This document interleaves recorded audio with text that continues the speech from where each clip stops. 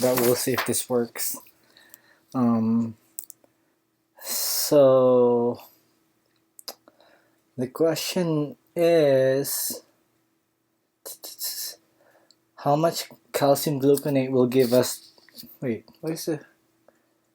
Okay, so going back to the first question, it's asking for how many grams of calcium gluconate are required to provide the same amount of elemental calcium provided by 1 gram of calcium chloride.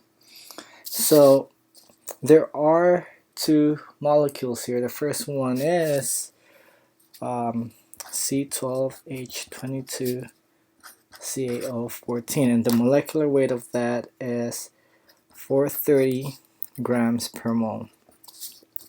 The other one would be calcium chloride with 2 water, and the molecular formula for that, or molecular weight, would be 147 grams per mole.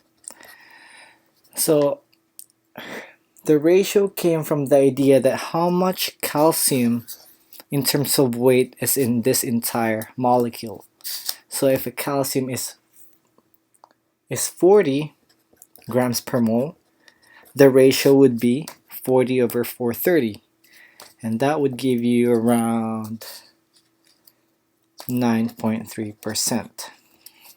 Okay, now in this case, in this molecule, calcium here would be around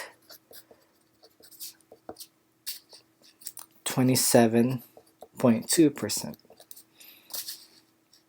Okay, so you could see that in the two molecules, the calcium here is only 9.3%, while the calcium on the other molecule is 27.2%. That means it's 3 times more than on the calcium chloride than it is on the, what do you call this, calcium gluconate.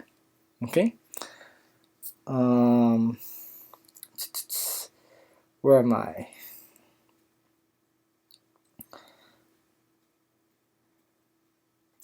So let's say you have 1 gram of calcium chloride, right?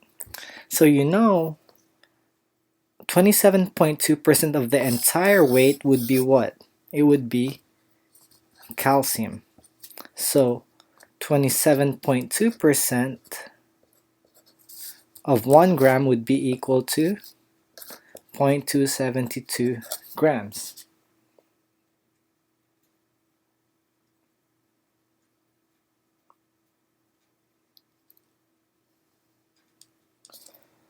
So the next question is, so you know you have 0.272 grams of calcium in this molecule.